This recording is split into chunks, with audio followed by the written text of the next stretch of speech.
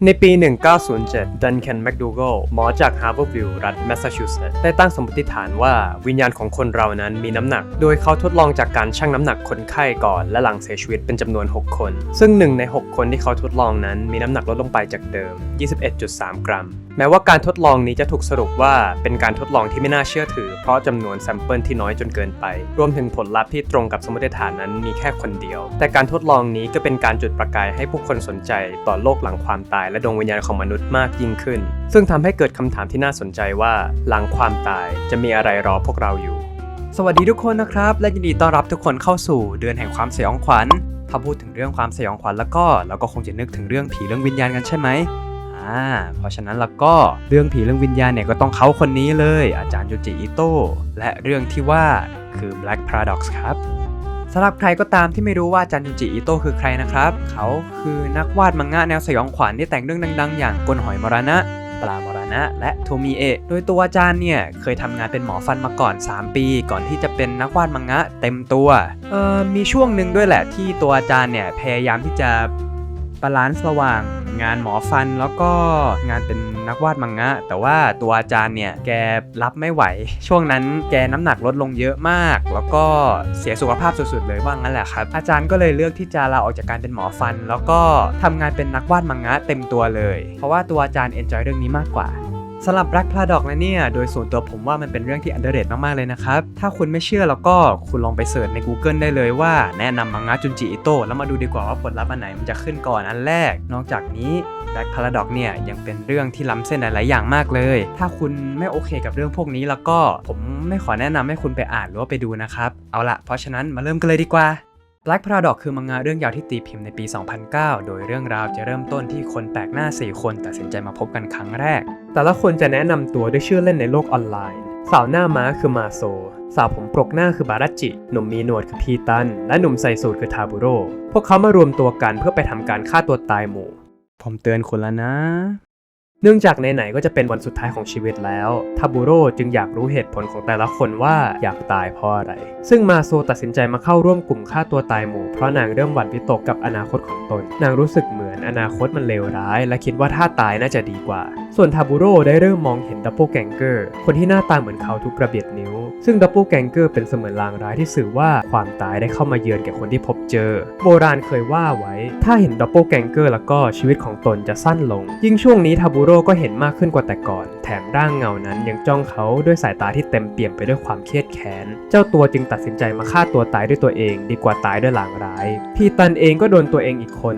มาเป็นแรงจูงใจให้ตัวเขาฆ่าตัวตายเหมือนกันแต่ไม่ใช่ดับเบิลแกงเกอร์แต่อย่างใดเขาเป็นนักศึกษามหาวิทยาลัยเรียนอยู่เอกออกแบบหุ่นยนต์เขากำลังทำงานวิจัยออกแบบหุ่นยนต์ฮิวแมนอยด์ระดับสูงอยู่ซึ่งทุกคนลงความเห็นให้เขาเป็นต้นแบบหุ่นยนต์ตัวนี้หุ่นยนต์ก็ได้ถูกสร้างมาอย่างสมบูรณ์แบบแต่ตัวตนของมันได้เบียดเบียนต้นแบบซึ่งก็คือเขาเป็นอย่างมากเพราะฮิวแมนอยด์ตัวนี้มีรูปร่างเหมือนเขาเปียบแถมยังมีทุกๆอย่างที่เหนือกว่าเขาทุกด้านเขาจึงตัดสินใจมาจบชีวิตตัวเองก่อนที่หุ่นยนต์ตัวนี้จะถูกประกาศให้คนในประเทศได้รับรู้คนสุดท้ายคือบารัจินางก็คล้ายกับ2 คนก่อนหน้านางถูกร่างสะท้อนของตนทำให้ชีวิตต้องเข้าสู่อีกเส้นทางหนึ่งทุกครั้งที่บารัจิมองกระจกดูเงาสะท้อนของตนนางจะเศร้าใจและหมดอะไรตายอยากกับชีวิตใบหน้าของบารัจิอีกซีกหนึ่งที่ถูกผมบังไว้คือใบหน้าที่เน่าเฟะวันนั้นก็เหมือนทุกวันที่นางได้มองดูหน้าของตัวเองเพื่ออาลัยอาวรณ์ถึงใบหน้าปกติของตนที่ไม่มีจริงแต่ที่แตกต่างไปจากเดิมคือร่างสะท้อนของนางได้ตอบกลับมามันสั่งให้นางไปตายซะนางจึงตัดสินใจมาฆ่าตัวตายพวกเขาทั้งหมดได้รู้จักกันผ่านเว็บบอร์ดนัดฆ่าตัวตายชื่อ Black Paradox ซึ่งทุกคนตกลงปลงใจที่จะเลือกวันนี้เป็นวันสุดท้ายของชีวิตแต่ทุกอย่างก็ไม่เป็นไปตามแผนเมื่อเกิดเหตุการณ์ไม่คาดฝันและหุ่นยนต์ของพีตันเองก็ได้เข้ามาขัดขวางการฆ่าตัวตายของกลุ่มทำให้ทุกอย่างต้องพักกันไปก่อนและในการนัดกลุ่มรอบที่2ทั้งกลุ่มตัดสินใจที่จะกินยาฆ่าตัวตายแต่เหมือนเรื่องตลกเพราะทั้งกลุ่มไม่มีใครกินยาเข้าไปจริงๆเลยนอกจากพีตันที่น่าแปลกคือพีตันไม่ได้ตายอย่างที่คิดแต่เขาอ้วกเอาวัตถุก้อนกลมประหลาดออกมามันมีสีขาวสว่างไข่มุกและมีประกายแวววาวพร้อมกับเล่าว่าเขาได้เข้าไปในโลกที่มีแสงสว่างเรืองรองไปหมดและนี่คือจุดเริ่มต้นของเรื่องราวประหลาดที่กำลังจะตามมาต่อจากนี้จะเป็นการสปอยเนื้อหาสำคัญของ Black Paradox แล้วนะผมจะให้เวลาคุณอ่านนะพร้อมยังเอาแล้วนะโอเคหลังจากนั้นไม่นานทั้งกลุ่มก็กลับมารวมตัวกันอีกครั้งแต่ว่าพวกเขาไม่ได้มาฆ่าตัวตายหรือว่าอะไรพวกเขาแค่มาแลกเปลี่ยนข้อมูลกันโดยบารั รัจจิได้บอกว่านางแนะนำก้อนกลมไปให้ผู้เชี่ยวชาญดูซึ่งพวกเขาต้องการจำนวนมากกว่านี้เพื่อเอาไปศึกษาเพิ่มเติมแต่พวกเขาก็อยากได้มากพอที่จะจ่ายเงินจำนวนมากให้ทั้งกลุ่มไปหามาเพิ่มอีกต่างหากทางฝั่งพีตันเขาก็ยังอ้วกก้อนกลมนี้ออกมาอย่างมหาศาลพอไปตรวจที่โรงพยาบาลแทนที่คุณหมอจะให้คำตอบได้แต่คุณหมอกลับสั่นกลัวและวิ่งหนีไปราวกับคนเสียสติทุกคนสันนิษฐานว่าก้อนกลมคือก้อนวิญญาณเพราะในตอนที่พีตันฟื้นขึ้นมาเจ้าตัวก็พูดเรื่องแปลกๆน่าขนลุกออกมาอย่างการได้เข้าไปในโลกที่มีแสงสว่างเรืองรองไร้ซึ่งจุดเริ่มต้นและจุดจบแทนถ้าถือก้อนนี้ทุกคนก็รู้สึกได้ถึงพลังงานประหลาดแผ่กระจายออกมาในขณะที่ทุกคนกำลังหนักใจอยู่ในรถพีตันก็เกิดอาการปวดท้องและอ้วกก้อนเหล่านี้ออกมามากกว่าเดิมท้องของเขาเริ่มพองโตขึ้นเรื่อยๆจนในที่สุดก็ระเบิดออกมาส่งผลให้ก้อนเหล่านี้กระจายไปรอบรถหลังจากนี้เรื่องราวจะเกิดขึ้นอย่างรวดเร็วระดับ The Flash เลยนะครับอย่างแรกเลยก็คือทาบูโร่กับบารัจจิทั้งสองคนเนี่ยได้กลายเป็นเศรษฐีเพราะว่าเขาขายก้อนปริศนาให้กับผู้มีอิทธิพลหลายๆคนและหนึ่งในนั้นก็คือดาราชื่อดังทานิโอเรครับเรได้นำก้อนปริศนาซึ่งขณะนี้ได้ถูกตั้งชื่อว่าพาราโดไนท์ไปที่รายการทีวีหลายรายการแต่เหตุการณ์ที่เป็นที่โจษจันที่สุดก็เริ่มต้นขึ้นเหมือนทุกวันเรได้ไปร่วมรายการทอล์กโชว์และโอ้อวดพาราโดไนท์เหมือนหลายๆรายการที่เขาได้รับเชิญแต่วันนี้มีสิ่งที่แตกต่างไปพาราโดไนท์มันมีพลังงานบางอย่างที่ดึงดูดผมมันคือพระเจ้าของผมแต่ผมไม่ควรเก็บหินนี้ไว้คนเดียวเพื่อความเท่าเทียมผมควรที่จะแบ่งหินนี้ให้ทุกๆคนจริงไหมสิ้นสุดประโยคเขาจึงหยิบปืนแล้วยิงไปที่หินนั้นกลางรายการทันใดนั้นก็มีแสงสว่างวาบครอบคลุมกองถ่ายตามมาด้วยการระเบิดครั้งใหญ่ทุกคนที่อยู่ในสตูดิโอเสียชีวิตและศพทุกศพมีบาดแผลไฟไหม้เป็นรูปวงรอบตัวจากเหตุการณ์การระเบิดครั้งใหญ่ส่งผลให้ดีลเลอร์หลักของพาราโดไนท์เลิกติดต่อกับทาบูโร่และบารัจจิไปครับแต่ว่าผมขอย้อนเวลากลับไปในช่วงที่พีตันท้องแตกนะในตอนนั้นทาบูโร่และบารัจจิมาไล่เก็บพาราโดไนท์ใช่ไหมเอ่ยถ้าอย่างนั้นมาโซแกทำอะไรล่ะมาโซ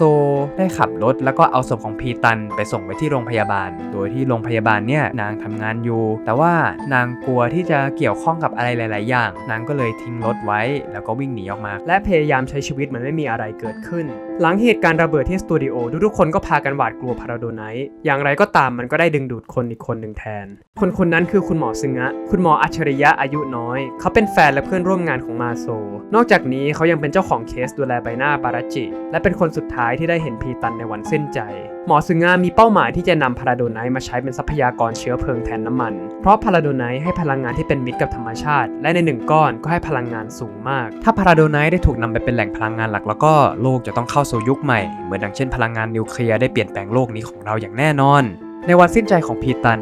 คุณหมอได้เข้าไปตรวจดูร่างของพีตันอีกครั้งแม้ร่างกายจะสิ้นใจไปแล้วแต่ที่ปลายสุดของกระเพาะอาหารนั้นมันมีแสงสว่างลอดออกมาด้วยความสงสัยหมอจึงตัดชิ้นส่วนนั้นของพีตันเพื่อเอาไปเพาะที่บ้านพักตากอากาศของตนซึ่งซึงะเชื่อว่าแสงสว่างนั้นเป็นแสงสว่างจากอีกโลกหนึ่งโลกที่เต็มไปด้วยพาราโดไนท์โลกที่เต็มไปด้วยวิญญาณสันนิษฐานของหมอซึงะนั้นถูกต้องการได้พีตันได้ฆ่าตัวตายได้เชื่อมตัวเขาและโลกหลังความตายเข้าด้วยกันผ่านทางกระเพาะเพราะฉะนั้นแล้วก็ไอ้ก้อนกลมๆเนี่ยสามารถเดินทางมาสู่โลกของเราได้และในขณะเดียวกันอันนี้เป็นทฤษฎีนะครับตัวพีตันก็น่าจะสามารถเดินทางเข้าไปในรูนั้นได้แต่ว่าตอนนี้พีตันแกตายไปแล้วเนาะ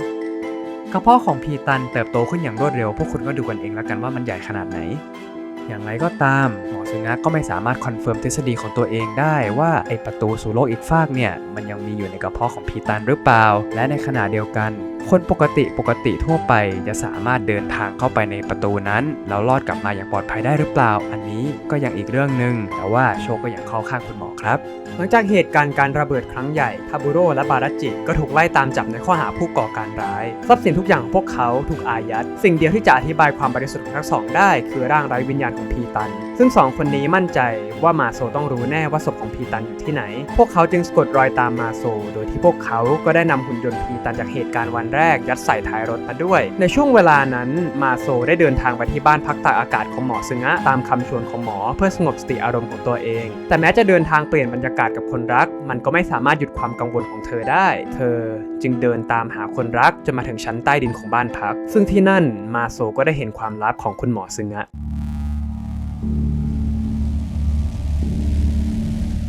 ส่วนทางทาบุโร่และบาราจิก็ได้ตามมาโซมาจนถึงบ้านพักตากอากาศแต่แล้วบาราจิก็มีอาการเจ็บหน้าขึ้นมาอย่างกระทันหันพร้อมทั้งมีพาราโดไนท์ร่วงลงมาจากใบหน้าของนางลงสู่พื้นดินท่ามกลางความชุลมุนบาราจิตัดสินใจวิ่งเข้าไปในบ้านเพื่อขอความช่วยเหลือจากคุณหมอและที่นั่นหมากทุกตัวก็ได้โคจรมาพบกันอีกครั้งในสถานที่อันน่าอัปยศนี้มาโซต่อต้านการทดลองของซึงะหลังจากได้เห็นห้องทดลองชั้นใต้ดินพอได้ยินเสียงตึงตังที่ประตูหน้านางจึงรีบวิ่งเพื่อไปขอความช่วยเหลือจากภายนอกแต่คนที่อยู่หน้าประตูคือบาราจิซึ่งอยู่ในสภาพคับขันยิ่งกว่านางพยายามวิ่งฝ่ามาโซเพื่อขอความช่วยเหลือจากหมอแต่ว่านั่นก็ได้ทำให้เหล่าพาราโดไนท์หล่นลงมาจากหน้าของนางมากยิ่งขึ้นภาพอันตราตึงนี้ทำให้มาโซหมดสติไปเอาจริงๆถ้าผมเจอเองผมก็คงเป็นเหมือนนางนั่นแหละเผลอๆคงจะสลบหัวตุบแตกตายคาบ้านหมอมันนั่นแหละกลับมาที่ในเรื่องดีกว่าในช่วงที่มาโซสลบไปมีอะไรหลายๆอย่างเกิดขึ้นซึงะได้ทำการผ่าตัดช่วยเหลือบาราจิพร้อมทั้งทำข้อตกลงกับนางและทาบุโร่2 อย่าง 1. เก็บงานทดลองนี้ไว้เป็นความลับและ 2. เขาขอใบหน้าของบาราจิไปเพาะเพื่อสร้างประตูสู่โลกวิญญาณโดยเขาได้ให้บ้านพักของตนเป็นที่ซ่อนตัวจากตำรวจเป็นการแลกเปลี่ยนต่อมาเพื่อป้องกันข้อผิดพลาดที่อาจเกิดขึ้นซึงะจึงได้ขึงมาโซไว้บนเตียงในช่วงที่นางหมดสติและได้เริ่มแผนต่อมาของตนนั่นคือการหาคนมาเป็นผู้เดินทางสู่โลกอีกฟากหนึ่งในการทดลองแรกซึงะได้จ้างชายร้อนเงินคนหนึ่งดำลงไปในกระเพาะของพีตันโดยให้เขาคนนั้นรายงานทุกอย่างที่อยู่ข้างในมาให้ฟังแต่การทดลองก็ล้มเหลวเพราะหลังจากที่ชายคนนั้นดำลงไปได้ไม่นานการติดต่อก็ได้ขาดหายไปเพื่อพยายามดึงร่างกายของผู้ชายคนนั้นกลับมาร่างของเขาก็ไม่สามารถเรียกได้ว่าเป็นร่างของมนุษย์อีกแล้ว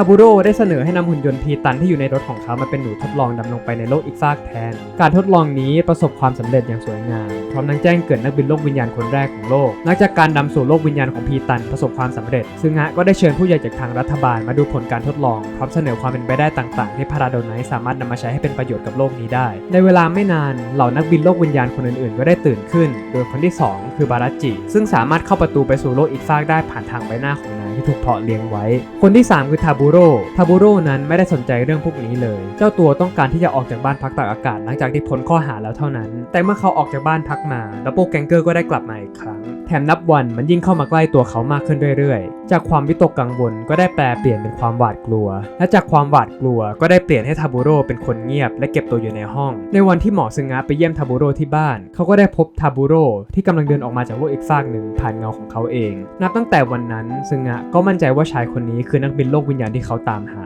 และนักบินโลกวิญญาณคนที่4คือมาโซซึ่งถูกตรึงอยู่บนเตียงตลอดการทดลองการถูกตรึงนี้ได้ทำให้ความหวาดวิตกของนางสูงมากขึ้นมากถึงขั้นที่นางได้เสียสติไป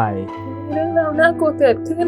จะมีเรื่องราวน่ากลัวเกิดขึ้นนั่นคือสิ่งที่มาโซพูดตลอดช่วงที่ถูกกักขังจนกระทั่งวันหนึ่งซึงะและกลุ่มนักวิทยาศาสตร์ของรัฐได้เอ็กซเรย์สมองของนางและพบกับความผิดปกติดังเช่นนักบินคนอื่นๆซึงะจึงตัดสินใจผ่าตัดสมองของมาโซและนำชิ้นส่วนนั้นมาเพาะเพื่อทำการสร้างประตูไปสู่โลกวิญญาณเป็นบานที่4หลังการผ่าตัดมาโซก็สงบนิ่งและไม่มีความกลัวใดๆหลงเหลืออีกนางดำลงไปสู่ประตูของตนเป็นการเปิดตัวนักบินโลกวิญญาณคนสุดท้ายโลกหลังความตายเป็นสิ่งที่น่าชงนมาตั้งแต่โบราณกาลแล้วอย่างคอนเซปต์เรื่องนรกสวรรค์หรือเรื่องสังสารวัฏถ้านำมาคิดตามหลักเหตุและผลแล้วมันก็เป็นสิ่งที่มนุษย์เราสร้างขึ้นมาเพื่ออธิบายถึงสิ่งที่อยู่หลังความตายทั้งนั้นยิ่งเวลาผ่านไปความเชื่อต่างๆก็ถูกนำมาต่อยอดเพิ่มเติมเป็นเรื่องเล่าปากต่อปากเราไม่รู้ด้วยซ้ำว่าเรื่องเหล่านี้เป็นมูลความจริงเท่าไรแต่จุดประสงค์หลักๆของเรื่องเล่าเหล่านี้ก็คงเป็นความบันเทิงถ้าพูดง่ายๆเรื่องพวกนี้ส่วนใหญ่ก็คือเรื่องผีนั่นแหละครับไม่แน่ใจว่าพวกคุณสงสัยเหมือนผมหรือเปล่านะว่าทำไมผีผู้หญิงเนี่ยต้องโผล่มาในรูปแบบของผู้หญิงผมสีดำยาวแต่งชุดสีขาวทำไมเรื่องของคนที่ฆ่าตัวตายเนี่ยวิญญาณจะต้องกลับมาฆ่าตัวตายที่เดิมซ้ำๆตลอดเลยทำไมเรื่องที่มีผีนางรำเนี่ยเขาต้องมาหลอกโดยวิธีการรำทำไมหลอกท่าอื่นไม่ได้ล่ะครับแล้วก็ที่ผมโกรธมากๆเลยนะก็คือพวกผีนักดนตรีไทยเนี่ยโหถ้าพวกคุณฟังเรื่องผีมามากเท่าผมแล้วก็พวกคุณก็คงจะได้ยินที่บางเรื่องอ่ะไอเด็กมันเนี่ยมันก็ไม่ได้ลบหลู่อะไรเยอะแยะเลยนะมันแค่ไม่ได้ไหว้หัวโขนแต่ว่าผีดนตรีไทยเนี่ยโหดถึงขั้นหักแข้งหักขากันเลยทำไมนิสัยเสียจังเลยครับคือแค่นี้เองทนไม่ได้หรอคือแบบมันยังไงกันเป็นมาเฟียมันแค้นใจครับมันอยู่ในอกผมมากเลยแต่ว่าก่อนที่ผมจะหัวร้อนแล้วก็บ่นไปมากกว่านี้นะครับเรากลับมาที่เนื้อหาของเราก่อนดีกว่านะครับ มีคนในประวัติศาสตร์กี่คนบ้างที่ได้พิสูจน์หาความจริงเกี่ยวกับชีวิตหลังความตายและมีการทดลองไหนบ้างที่น่าสนใจจนเอามาพูดถึงกันอย่างแพร่หลายในตอนต้นคลิปผมได้พูดถึงการทดลองของดันแคนแมคดูกัลไปแล้วตอนนี้ผมขอพูดถึงกระแสสังคมในช่วงศตวรรษที่ 19 บ้างนะครับเพราะการทดลองและการพิสูจน์ต่างๆที่ผมเอามาพูดก็มาจากช่วงนี้ทั้งหมดนี่แหละช่วงศตวรรษที่ 19 เป็นยุคที่ชนชั้นกลางกลายเป็นชนชั้นสำคัญที่สุดในสังคมโดยมาแทนที่เหล่าขุนนางในขณะเดียวกันเทคโนโลยีก็ได้พัฒนามากขึ้นไม่ว่าจะเป็นการค้นพบไฟฟ้าโทรศัพท์รังสีเอ็กซเรย์หรือว่าเครื่องพิมพ์ดีดใช่แล้วยุคนี้คือยุควิกตอเรียนแม้ว่าเทคโนโลยีจะพัฒนาอย่างก้าวกระโดดแต่ความเชื่อของคนนั้นก็เป็นสิ่งที่เปลี่ยนไปได้ยากยิ่งในตอนนั้นชนชั้นกลางกลายเป็นผู้เดินเศรษฐกิจไม่ใช่บุคคลทางศาสนาหรือว่าเหล่าชนชั้นสูงเหมือนแต่ก่อนประชาชนจึงเริ่มย้ายความเชื่อจากทางศาสนาไปเป็นความเชื่อทางวิญญาณแทนด้วยเหตุนี้อาชีพที่ผุดขึ้นมาอย่างกับดอกเห็ดคือเหล่าร่างทรงและหมอดูทั้งหลายและแน่นอนว่าถ้ามีคนที่เชื่อก็ต้องมีคนที่ตั้งคำถามหรือไม่ก็เลือกที่จะพิสูจน์กันไปเลยในช่วงปีนี้จึงมีการก่อตั้งองค์กรหนึ่งขึ้นมานั่นก็คือ Society for Psychical Research หรือ SPR Psychical นะครับไม่ใช่ Physical Psychical แบบ Psychicองค์กรที่รวบรวมเหล่าคนที่สงสัยในปรากฏการณ์ทางไสยศาสตร์และต้องการพิสูจน์สิ่งเหล่านี้ตามกระบวนการทางวิทยาศาสตร์และตัวตึงที่สุดในองค์กรก็คงจะเป็นแฮร์รี่ไพรส์นักพิสูจน์ปรากฏการณ์เหนือธรรมชาติที่มีความสงสัยในเรื่องพวกนี้เป็นอย่างมากในปี 1922 แฮร์รี่ได้ทำการทดลองจับโกงรูปถ่ายติดวิญญาณซึ่งถูกถ่ายโดยวิลเลียมโฮปต้องบอกก่อนว่าโฮปเนี่ยเป็นร่างทรงที่ดังมากในยุคนั้นเพราะเขาหากินโดยการถ่ายรูปติดวิญญาณให้เหล่าลูกค้าเป็นจำนวนมากและหนึ่งในนั้นคือเซอร์อาร์เธอร์โคนันโดยผู้แต่งเชอร์ล็อกโฮมส์ด้วยพอเรื่องนี้ไปถึงหูของ SPR องค์กรเลยส่งแฮร์รี่ไปรับเคสนี้ทันทีผมต้องบอกก่อนว่ากล้องในช่วงปี 1920 นั้นจะทำงานโดยการที่เลนส์จะรับแสงจากภายนอกเข้ามากระทบกับแผ่นเพลทที่อยู่ด้านในของกล้องเพื่อให้เกิดปฏิกิริยาทางเคมีและสร้างรูปถ่ายขึ้นมาครับทางโฮปนั้นได้ให้แฮร์รี่เตรียมแผ่นเพลทเองจำนวน 6 ชิ้นและนัดไปถ่ายรูปในวันที่กำหนดแฮร์รี่จึงไปคุยกับทางผู้จัดจำหน่ายแผ่นเพลทต่างๆเป็นเวลา1 เดือนก่อนวันนัดจริงซึ่งทางบริษัท Imperial Dry Plate จำกัดได้เสนอแผ่นเพลทที่มีตราสัญลักษณ์ของบริษัทอยู่ตัวแผ่นเพลทนี้จะทิ้งสัญลักษณ์บริษัทไว้ในรูปที่ถ่ายทุกรูปในช่วงที่แสงกำลังทำปฏิกิริยาทางเคมีกับเพลทเมื่อวันจริงมาถึงโฮปก็ได้ถ่ายรูปตามที่นัดกับแฮร์รี่ซึ่งรูปภาพที่ถ่ายได้นั้นก็เป็นรูปติดวิญญาณจริงแต่ว่ารูปติดวิญญาณที่ถ่ายมามันไม่มีตราสัญลักษณ์บริษัทอย่างที่คิดนะสิทำให้แฮร์รี่จับได้ว่าแผ่นเพลทที่โฮปใช้ถ่ายรูปนั้นมีการสับเปลี่ยนภายในขึ้นและรูปถ่ายติดวิญญาณเป็นรูปถ่ายที่ถูกสร้างขึ้นมาเองโดยโฮปอีกเคสหนึ่งที่น่าสนใจเราจะย้อนเวลากลับไปในปี 1850 นะครับซึ่งการทดลองเนี่ยก็คล้ายๆกับตัวที่แล้วเลยคือตามหาว่าเป็นผีจริงหรือว่าผีปลอมอะไรเวนั้นโดยผู้ทดลองเนี่ยคือไมเคิล ฟาราเดย์ผู้ค้นพบคลื่นแม่เหล็กไฟฟ้าโดยส่วนตัวแล้วฟาราเดย์เป็นคนที่ไม่เชื่อในโลกวิญญาณแถมยังเกลียดพวกร่างทรงมากๆด้วยซึ่งในช่วงศตวรรษที่ 19 นั้นโต๊ะที่ขยับเองได้ก็เป็นหนึ่งในสิ่งที่เห็นบ่อยในสังคมร่างทรงยุควิกตอเรียนโดยร่างทรงจะจัดกลุ่มให้เหล่าลูกค้ามายืนรอบโต๊ะและเอามือแต่ละคนมาวางไว้บนโต๊ะเมื่อโต๊ะขยับก็เป็นสัญญาณว่าวิญญาณได้มาถึงแล้วฟาราเดย์ต้องการที่จะโชว์ว่าโต๊ะที่ขยับได้เนี่ยมันเป็นเพราะเหตุผลอื่นไม่ใช่วิญญาณเขาจึงสร้างอุปกรณ์ขึ้นมาเพื่อตรวจเช็คดูการขยับของโต๊ะโดยอุปกรณ์นี้จะเป็นแผ่นไม้2 แผ่นที่ถูกยึดไว้ด้วยหนังยางและมีแท่งแก้วอยู่ระหว่างแผ่นไม้เพื่อสร้างช่องว่างให้แผ่นไม้สามารถขยับไปมาได้จากนั้นก็ใส่เข็มไว้ระหว่างแผ่นไม้ทั้ง2 แผ่นโดยให้เข็มยื่นออกมาและชี้ไปที่กลางโต๊ะถ้ามีใครกดแผ่นไม้ด้านบนเข็มจะขยับไปในทิศทางตรงข้ามกับที่โต๊ะขยับในขณะเดียวกันถ้าโต๊ะขยับด้วยตัวของมันเองตัวเข็มก็จะขยับไปตามทางที่โต๊ะขยับฟาราเดย์ได้นำอุปกรณ์นี้ไปทดลองกับเหล่าอาสาสมัครและพบว่าหลังจากที่ผู้ทดลองได้รู้เรื่องการขยับของเข็มแล้วโต๊ะก็ไม่ขยับอีกผมขอบอกก่อนว่าอาสาสมัครที่มาร่วมการทดลองเนี่ยส่วนใหญ่เขาก็เป็นเหมือนพวกเราเนี่ยแหละครับพวกเขาไม่ได้จงใจขยับโต๊ะเลื่ออะไรหรอกแต่มันเป็นเพราะว่าร่างกายของพวกเขามันขยับไปเองด้วยการกระทำที่เรียกว่า involuntary muscular action หรืออีกชื่อหนึ่งก็คือนำตำพวกคุณเคยรู้สึกไหมว่าบางครั้งนิ้วโป้งก็ขยับเองไอการขยับนี่แหละคือ action ที่ว่าการที่มีเครื่องวัดบนโต๊ะทำให้ผู้ทดลองสามารถจะจดใจจ่ออยู่ที่เข็มได้ซึ่งนั่นทำให้การขยับของกล้ามเนื้อลดลงโต๊ะจึงไม่ขยับนั่นเองครับแม้การทดลองต่างๆจะมีมากมายไม่ว่าจะเป็นการทดลองเพื่อพิสูจน์โลกวิญญาณก็ดีหรือว่าการทดลองเพื่อจับการโกงก็ดียังไงคนเราก็ยังคงถูกดึงดูดโดยความน่าพิศวงของโลกวิญญาณจนถึงปัจจุบันแล้วคุณล่ะเป็นกลุ่มคนแบบไหนกลุ่มคนที่เชื่อในโลกวิญญาณกลุ่มคนที่เชื่อแต่ต้องการการพิสูจน์ก่อนหรือว่าเป็นคนที่ไม่เชื่อเรื่องเหล่านี้เลยโดยส่วนตัวผมเป็นคนที่ไม่เชื่อแต่ว่า